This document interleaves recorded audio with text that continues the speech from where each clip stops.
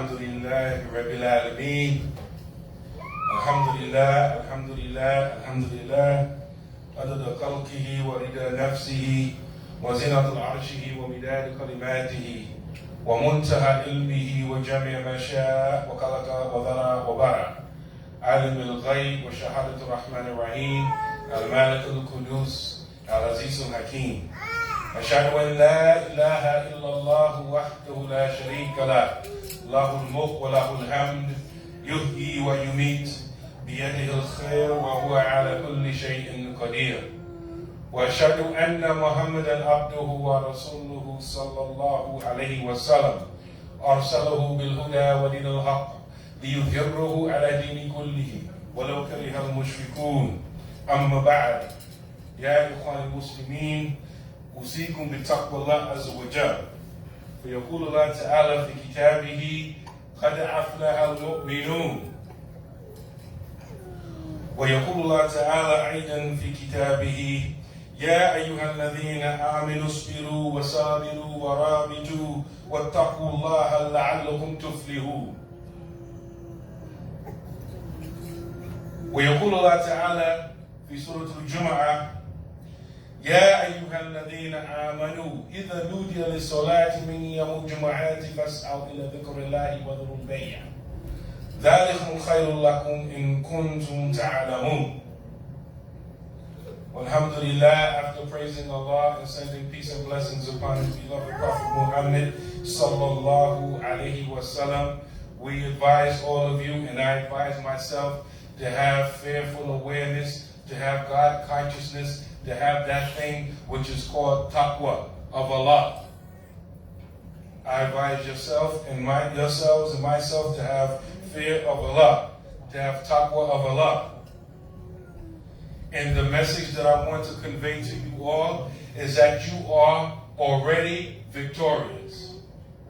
All of you here, all of you are already successful. You're already victorious. You already won the fight and you don't even know it. Allah subhanahu wa ta'ala begins chapter number 23, Surah Al-Mu'minun, the chapter entitled The Believers. He said, قَدْ أَفْلَحَ الْمُؤْمِنُونَ. Verily the believers are already successful. That's what that means. It doesn't mean that the believers will be successful, maybe inshallah, or that the believers were successful. It means that the believers are already successful, even though that success may or may not have become manifest to them yet.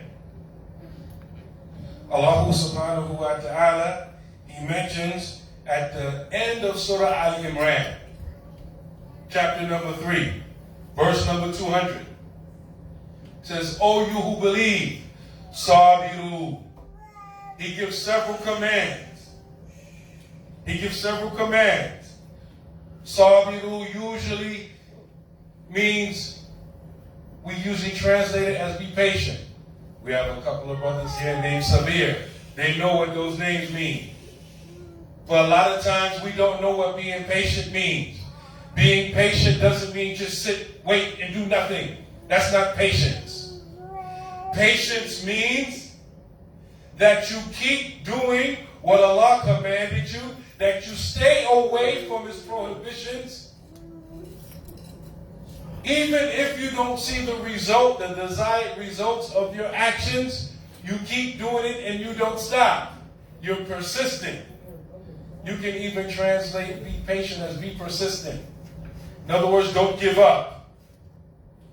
And then he says, wasabiru, another form of the same word.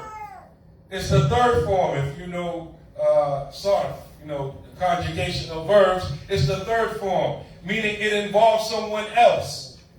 In other words, don't let your enemy outdo you in patience. This surah was revealed as a result of the battle of Uhud. Chapter 3, Surah Al-Imran, revealed as a result of the battle of Uhud. Do not let your enemy outpatient you. Don't let your enemy be more persistent than you. So one is being patient with yourself and your own actions and being steadfast and holding on, not letting go. The other form, sabiru, meaning don't let your enemy outdo you in patience. And then we're dealing with the battlefield. Sometimes our enemy is a frenemy. A friend pretending to be an enemy. Sometimes your enemy is someone plotting your destruction. You realize it, but you still let them outdo you. So he says, be patient, meaning internally.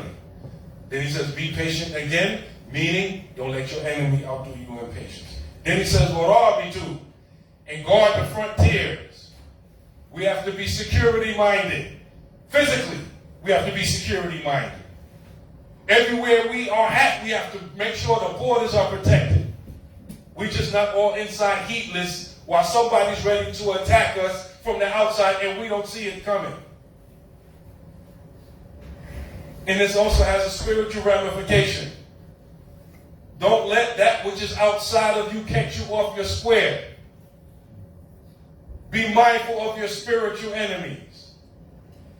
Be mindful of your intellectual enemies.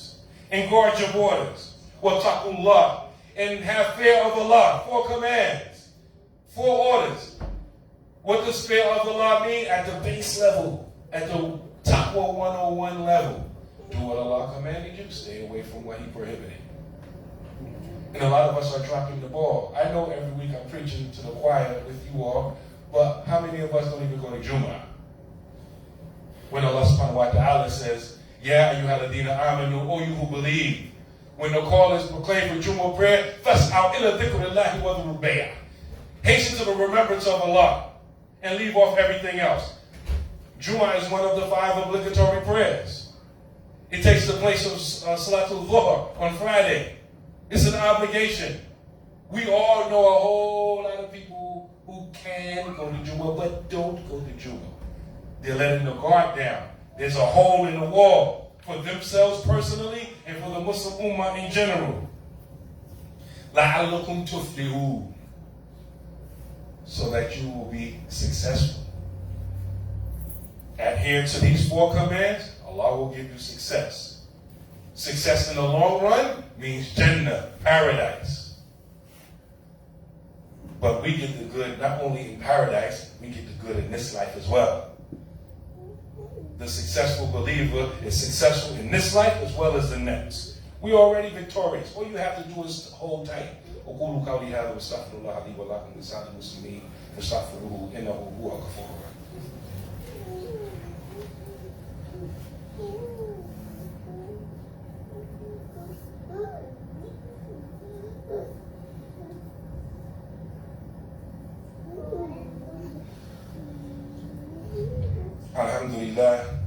الحمد لله رب العالمين وأفضل الصلاة وأتم التسليم على سيدنا محمد وعلى آله وصحبه أجمعين.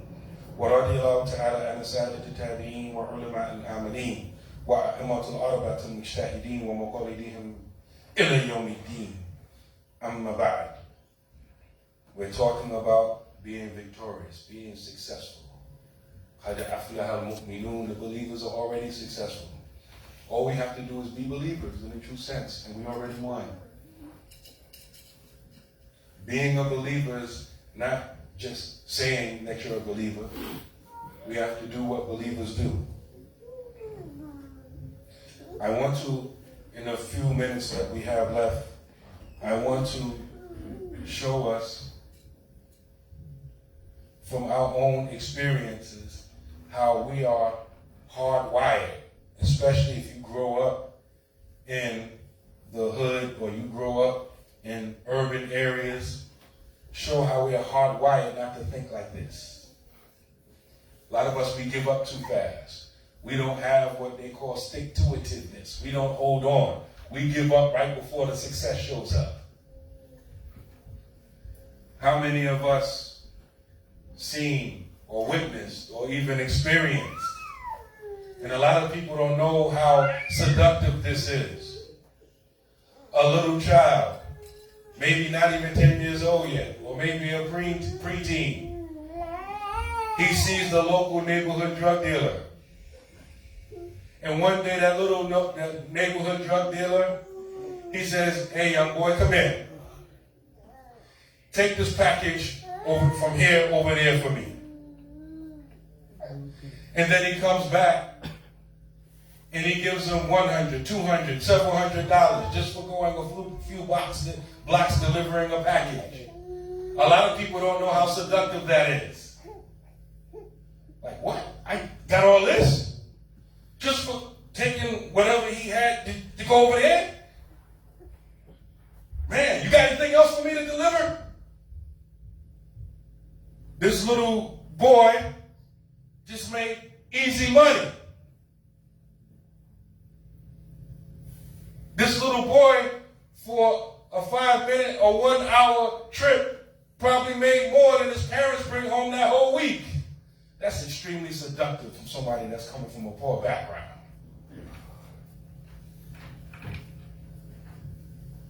A lot of us don't appreciate that.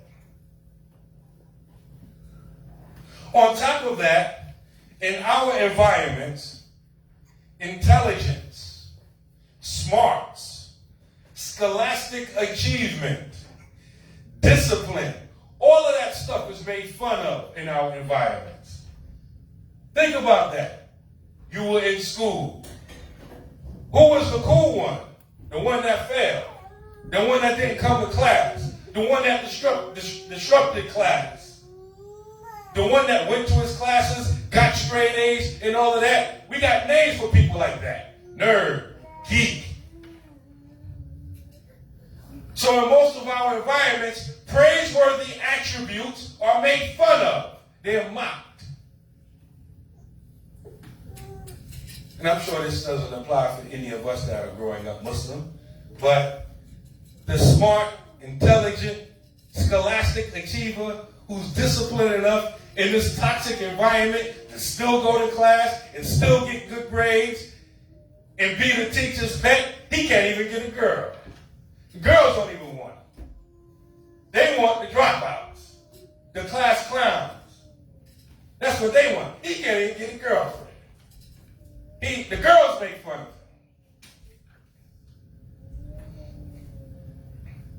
So we're conditioned to work for instant benefits, instant gratification. Most people that age don't even realize that drug dealer on the block, that dude that you thought was cool in school, even if they are living large, most of them won't have a run more than 5 years. They'll be dead or in prison. And when you grow up, you're going to be working for that person that did good in school. Because that takes discipline. You're in an environment and everybody's making fun of you, and you hold fast for being smart, for exercising your intelligence, for not caving into your lower desires. That's discipline. And you need discipline to achieve anything, including being a good Muslim. You need discipline. You can't always give in to your lower desires. That's discipline. You have to hold fast to it. And this is what Allah is talking about in this verse. So I want you to understand that most of us come from environments where these praiseworthy characteristics aren't taught. They're rare. They're few here, there, and in between. We have to know this as a Muslim, and we have to fight against it. Yeah, you have to be patient. Have that self-discipline. I know you want the girl. I know you want the boy. I know you don't want to study. I know, you just want to sit up and watch TV and eat and drink all night. But be patient. Have discipline. Get up and pray. Train your nuts. Train it. And be patient against your external enemies. Don't let them beat you. You know the person's trying to push your buttons. How you know someone's talking to you to get a rise out of you, saying something to piss you off, and you dumb enough to get pissed off? Have some emotional discipline. Don't always do what somebody expects of you. Outdo your enemy in patience. And make sure you protect your borders and fear Allah, لَعَلَّكُمْ تُفْلِحُونَ, so that you will be successful. May Allah make us amongst the successful believers. ربنا اتنا في الدنيا حسنة وفي الآخرة حسنة وقنا عذاب النار. اللهم أنت السلام ومنك السلام تبارك يا ذا والإكرام. سبحان ربك رب العزة عما يصفون وسلام على المرسلين والحمد لله رب العالمين. إقامة الصلاة.